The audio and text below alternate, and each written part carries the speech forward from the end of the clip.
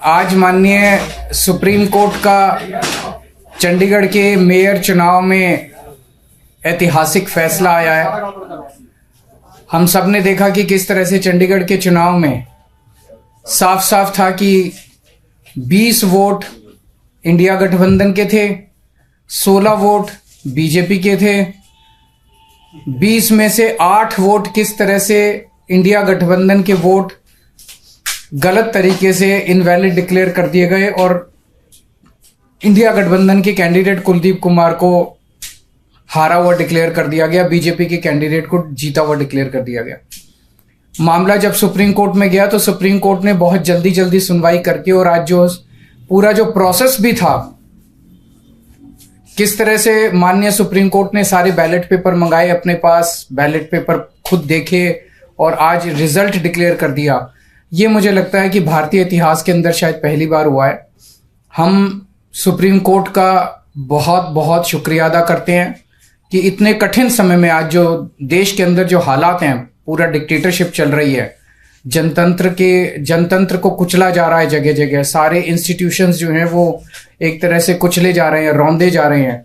ऐसे में supreme court का ये जो फैसला है ये बहुत मायने रखता है जनतंत्र के लिए और जनतंत्र को बचाने के लिए ये सुप्रीम कोर्ट का फैसला बहुत अहम है। इंडिया गठबंधन, इसलिए हम सुप्रीम कोर्ट का बहुत बहुत शुक्रिया अदा करते हैं। इंडिया गठबंधन की ये बहुत बड़ी जीत है, पहली जीत है, बहुत बड़ी जीत है और बहुत बड़े मायने रखती है। एक तरह से उन लोगों से छीन के लाए हम लोग ये जीत। उन लोगों ने तो चोरी कर लिया था ये चुनाव, उन लोगों ने तो वोट चोरी कर लिए थे, लेकिन हमने हार नहीं मानी। हम आखिरी समय तक लड़ते रहे, संघर्ष करते रहे और अंत में हमारी जीत हुई। तो ये पूरे देश के लिए, इंडिया गठबंधन के लिए बहुत बड़ी जीत है और बहुत बड़ा संकेत देती है देश को। जो लोग कहते हैं कि बीजेपी को हराया नहीं जा सकता, बीजेपी को हराया जा सकता है, एकता से हराया जा सकता है, अच्छी प्लानिंग और स्ट्रेटेजी से हराया जा सकता है और मेहनत से हराया जा सकता है। ये इस चुनाव के नतीजों ने साबित कर दिया। तो मैं इंडिया गठबंधन के सभी पार्टनर्स को बहुत बहुत इसके लिए बधाई देता हूँ। चंडीगढ़ के लोगों को बधाई देता हूँ, जिनको चंडीगढ़ के लोगों की एक तरह से जीत हुई। चंडीगढ़ के लोगों ने तो नतीजा यही दिया था कि भाई इंडिया गठबंधन का कैंडिडेट मेयर बनना चाहिए, लेकिन उन्होंने चोरी कर लिया चुनाव। तो एक तरह से जनता की हार हो गई थी, लेकिन अब जनता की जीत हुई है और पूरे देश की जीत हुई है। पूरे देश ने देखा कि किस तरह से बीजेपी ने यह चुनाव चोरी किया। इस चुनाव में 36 वोट थे टोटल, बीजेपी के, कांग्रेस के, आम आदमी पार्टी के, अकाली दल के 35 काउंसलर और 1 मेंबर ऑफ पार्लियामेंट, 36 वोट थे। उन 36 वोट्स की काउंटिंग में बीजेपी वालों ने 8 वोट चोरी कर लिए, 25% वोट चोरी कर लिए 36 के अंदर। सोचो, अभी कुछ दिन के बाद देश का बड़ा चुनाव होने वाला है, उसमें 90 करोड़ वोट हैं। अगर ये 36 वोट में से 25% वोट चोरी कर सकते हैं, 90 करोड़ वोटों में ये कितने वोटों की चोरी करेंगे? सोच के भी रूह कांप उठती है, रोंगटे खड़े हो जाते हैं। सुनते तो थे कि बीजेपी वाले गड़बड़ करते हैं, सुनते तो थे कि बीजेपी वाले बदमाशी करते हैं, वोटों की चोरी करते हैं, पर कभी कभी मन खराब थी कि चंडीगढ़ के चुनाव के वक्त सीसीटीवी कैमरे लगे हुए थे और सीसीटीवी कैमरों के अंदर इनका सारा का सारा रंगे हाथों ये लोग पकड़े गए, सारा इनका कुकर्म पकड़ा गया। इससे साफ जाहिर है कि कितने बड़े स्तर के ऊपर ये वोटों की चोरी करते हैं। अब बड़ा मसला ये है, पूरे देश को सोचना पड़ेगा कि अगर जनतंत्र नहीं बचेगा तो कुछ नहीं बचेगा। आज जितनी कॉन्फिडेंस के साथ ये कह रहे हैं 370 सीट आएंगी, 370 सीट आएंगी, एक तरह से देश के लोगों को चैलेंज कर रहे हैं ये लोग कि तुम्हारे वोट की जरूरत नहीं है हम लोगों को, हमारी तो आ रही है 370 सीट। तुम्हारे वोट की जरूरत नहीं है हम लोगों को, हमारी तो आ रही है 370 सीट। अगर उन्हें इतना कॉन्फिडेंस है 370 सीट का, कहां से आ रहा है ये कॉन्फिडेंस? कुछ तो गड़बड़ कर रखी है इन्होंने। और जिस देश या अगर किसी देश के अंदर चुनाव के पहले पार्टियां साफ साफ कहना चालू कर दे हमें वोट की जरूरत नहीं है, हमें लोगों की जरूरत नहीं है, उस देश के अंदर फिर जनतंत्र बहुत बड़ा खतरे में है। पूरे देश को मिलके 140 करोड़ लोगों को मिलके जनतंत्र को बचाना पड़ेगा। इससे ये भी साफ है ये लोग चुनाव जीतते नहीं हैं, ये लोग चुनाव चोरी करते हैं। आज ये पूरे प्रकरण ने, चंडीगढ़ के पूरे चुनाव ने इन लोगों को बेनकाब करके पूरे देश के अंदर बेनकाब कर दिया इन लोगों ने। दूध का दूध और पानी का पानी हो गया।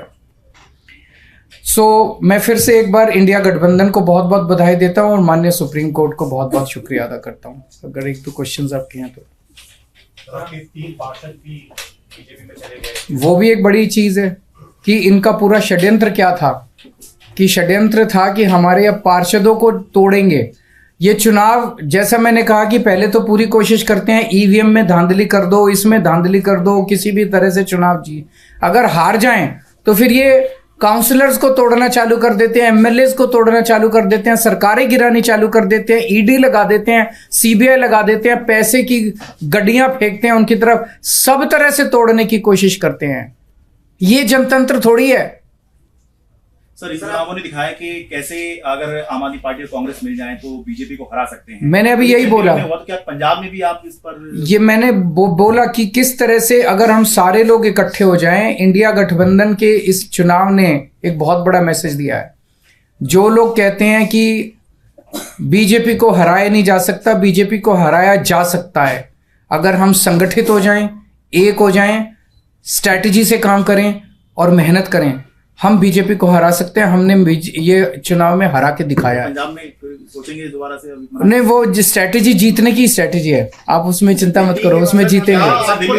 दिल्ली का है, अभी कई सारे राउंड्स ऑफ डिस्कशन हो चुके हैं और काफी अंतिम स्टेज पे बाकी चीजें पहुंच चुकी है। बहुत जल्दी अनाउंस होगा उनके साथ गठबंधन। आपने पंजाब का क्लियर कर दिया, अकेले बाकी सारी चीजों पे बात हो रही है, बाकी सारे स्टेट्स में बात हो रही है और कई सारे राउंड्स ऑफ डिस्कशन हो गए हैं। काफी अच्छी बातचीत चल रही है और काफी एडवांस्ड स्टेज पे है। बहुत से आपके साथी हैं जो इंडिया अलायंस की बस में चढ़े तो थे लेकिन धीरे धीरे उतरने की कोशिश कर रहे हैं। सबका अपना अपना वो है। मैं आज आपको लगता है कि उनको देख आज के जो रिजल्ट उनको उम्मीद जगी होगी और वो वापस आ सकते हैं?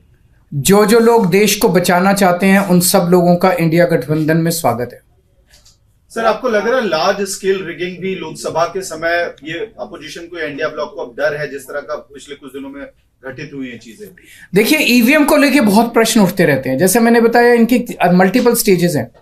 पहले तो ये चुनाव में गड़बड़ करते हैं, तरह तरह की गड़बड़े करते हैं, वोटर लिस्ट गड़बड़ कर देते हैं, ईवीएम के अंदर गड़बड़ी की बहुत सारी शिकायतें और बहुत सारे वो आए हैं, लेकिन उसके ऊपर कभी भी इन लोगों ने जनता का विश्वास जीतने के लिए ईवीएम के गड़बड़ी जो आरोप लगे उसको इन्होंने जनता का विश्वास स्ट्रेंथन नहीं किया। तो ईवीएम के उसके बावजूद भी अगर ये कहीं चुनाव हार जाएं तो फिर ईडी है, ईडी छोड़ देते हैं, सीबीआई है, सीबीआई छोड़ देते हैं, उससे भी कोई नहीं माने, पैसे फेंकते हैं उसकी तरफ। उसके बाद ये एमएलए और एमपी तोड़ लेते हैं। इस तरह से जनतंत्र मल्टीपल लेवल पे अब खतरे में है और जनतंत्र सबसे इंपॉर्टेंट है देश के अंदर। जनता की चलनी चाहिए, जनता अपनी सरकार चुने। अगर जनता की नहीं चलेगी और एक किसी व्यक्ति को अगर ये अहंकार हो जाएगा कि हमारी तो 370 सीट आ रही है, जनता की तो जरूरत ही नहीं है, 140 करोड़ लोगों की मुझे क्या जरूरत है, मेरी तो 370 सीट आ रही है, तो उसके बाद जनता कहां जाएगी? जनता अपना घर बैठे, वो कह रहे हैं कि जनता घर बैठे, हमें तुम्हारी जरूरत नहीं है। सर, डिप्टी मेयर और सीनियर डिप्टी मेयर का भी होना है, उसमें कितने आसपास था?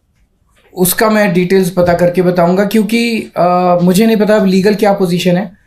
मेयर डिप्टी मेयर का चुनाव कराता है, तो चूंकि वो मेयर नहीं रहा, उसने चुनाव कराया, वो भी दोबारा Stay ahead with our cutting-edge news app. Instantly access the latest shorts in just 1 minute and breaking news in just 50 words. Download now for a smarter, faster news experience.